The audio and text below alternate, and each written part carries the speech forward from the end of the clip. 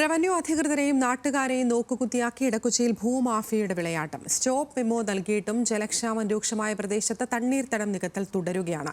തണ്ണീർത്തടത്തിനു കുറുകെ കോൺക്രീറ്റ് ഭിത്തികൾ കെട്ടി ഭൂമി വിഭജിച്ചാണ് അനധികൃത നികത്തൽ നടത്തുന്നത്.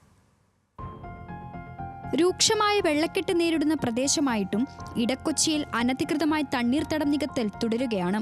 ഇടക്കൊച്ചി വില്ലേജിന് കീഴിൽ പൊതുശ്മശാനത്തിന് സമീപമാണ് സംഭവം. 1 ഏക്കറോളം വരുന്ന തണ്ണീർത്തടത്തിന് കുറുകെ കൽഭിത്തികൾ നിർമ്മിച്ച് പൂഴിയും കെട്ടിടാവശിഷ്ടങ്ങളും ഇട്ടാണ് നികത്തൽ നടത്തുന്നത്.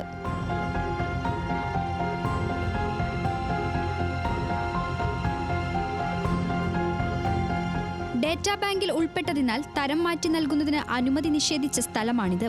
അനധികൃതമായി നികത്തൽ ശ്രദ്ധയിൽപ്പെട്ട നാട്ടുകാർ റവന്യൂ അധികൃതർക്ക് പരാതി നൽകിയിരുന്നു. തുടർന്ന് ഏതാനും മാസങ്ങൾക്ക് മുൻപ് ഉടമയ്ക്ക് സ്റ്റോപ്പ് മെമ്മോ നൽകി.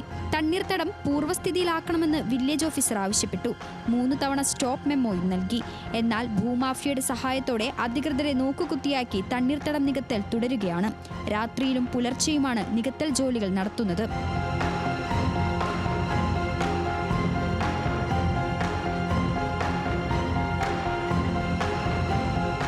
രൂക്ഷമായ ജലക്ഷാമം നേരിടുന്ന പ്രദേശമാണ് ഇവിടം.